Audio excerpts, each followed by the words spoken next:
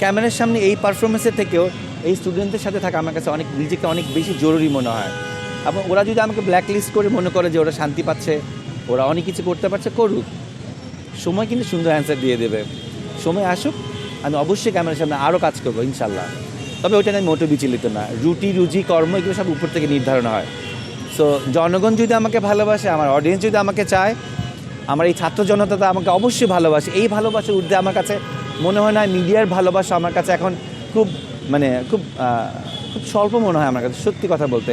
আমি স্টুডেন্টদের কাছে এত ভালোবাসা, এত সম্মান পেয়েছি। আমি 17 বছর এই ইন্ডাস্ট্রি কাজ করেছি। আমি কি সত্যিকারে সেই ভালোবাসাটা পেয়েছি? সো ভালোবাসা মানুষকে অন্যরকম শক্তি যোগায়, যেই শক্তির কারণে আজকে আমি এত বড় করে কথা বলতে শিখেছি। এই স্টুডেন্টদের কাছ থেকে শেখার অনেক কিছু আছে। আমি এই বিগত জীবনে এই বাংলাদেশে জন্মেছি। আমার 49 বছর বয়সে আমি সবসময় সবাইকে বলি আমার দুটো জন্ম। একটি জন্ম আমার 1975-এর 13 আগস্ট, আর একটি জন্ম হচ্ছে 2024-এ এই জুলাইতে।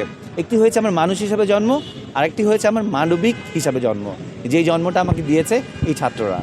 শেষ দুটি প্রশ্ন, এটা হচ্ছে আপনি ফিতা কাটার বিষয়ে বলছিলেন, আরেকটা হচ্ছে আপনি কেন কাজ পাচ্ছেন না, কেন ব্ল্যাকলিস্টেড হলেন? দেখেন, সিন্ডিকেট তখনও ছিল, এখনও আছে।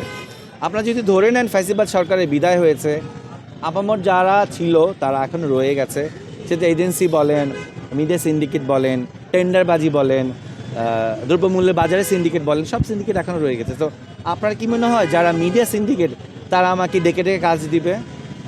বিকজ যারা আমাকে এখনও ভালোবাসে তারা আমাকে কল করে ডেট নিতে চায়, আমার রেমুনারেশন নিয়ে কথা হয়, স্টোরি নিয়ে কথা হয়, একটু পর আমাকে ক্যান্সেল করে দেয়। আমি নাম বলবো না, কোনো একজন কাস্টমার আমাকে বললো যে আসলে ভাই আপনাকে এজেন্সি থেকে বলা হয়েছে আপনাকে যাতে স্লাইডে না বসানো হয়। আমি আসলেই দুঃখিত। সো আমি মনে করি যে এটা নিয়ে আমি মোটেও বিচলিত না। মানুষের একটা ফেস যায়, দেশের একটা ফেস যায়। সো হয়তো আমাকে এই ফেসটা এখন ফেস করতে হচ্ছে। নিশ্চয়ই ভবিষ্যতে যদি ওদের শুভবুদ্ধি উদয় হয় তাহলে আমরা কাজ করব, আমিও কাজ করব, আপনারাও আমার কাজ দেখবেন। তবে আমার কাছে মনে হয় শুধু ক্যামেরার সামনে কাজ করতে অনেক বড় কাজ বাকি আছে।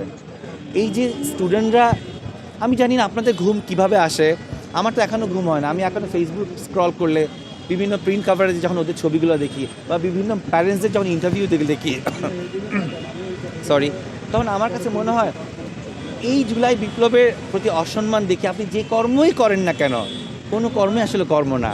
ওদের প্রতি যদি শ্রদ্ধাশীল না হয়, ওদের প্রতি যদি কৃতজ্ঞতাবোধ না হন, আপনার এই কর্ম বৃথা। বিকজ আপনি যে কথা বলতে পারছেন, আপনি আপনার কর্মস্থলে যে কাজ করছেন, এটা কার সফলতায়? এটা জুলাই বিপ্লবদের শহীদদের সফলতায়। তো ওদের প্রতি অশ্রদ্ধা দিয়ে আপনি যে কর্মই করুন না কেন, কোনো কর্মকে আমার কাছে কর্ম মনে হয় না। তো সবার আগে আমি চাই আমাদের বাংলাদেশের মানুষ নিরাপত্তা পাবে, জুলাই বিপ্লবের আন্দোলনে এই শহীদদের প্রতি সম্মান পাবে, এবং এই ছাত্র জনতায় নিশ্চিত নিরাপদভাবে তাদের ঘরে ফিরতে পারবে। তাহলে আমাদের কর্মস্থলে যাওয়া, কর্ম করাটাই সার্থকতা। সাকিব আল হাসান এবং ফিতা কাটা নিয়ে কিছুটা বলছিলেন। ও আচ্ছা, ফিতা কাটার কথা বলছি না। দেখেন, আমরা মানি আর না মানি, এটা একটা সোশ্যাল মিডিয়ার যুগ। ভাইরাল একটা শব্দ আমরা খুব প্রচলিত শুনে অভ্যস্ত। আমি তো কথা বলছি স্টুডেন্টদের জন্য, আমি তো ভাইরাল হওয়ার জন্য কথা বলি নাই। আপনাদের নিশ্চয় কখনো মনে হয় না আমার কথা বলার উদ্দেশ্য ছিল ভাইরাল হওয়া। তখন থেকে এখনও পর্যন্ত যেহেতু জনগণ এটাকে তাদের নিজের কথা বলে এটা লুফে নিয়েছে, তারা মনে করছে এটা আমার কথা, আমাদের কথা। সো জনগণের কাছে একটা পরিচিতি এসেছে আপনাদের কারণে, আপনাদের এই প্রচারণার কারণে।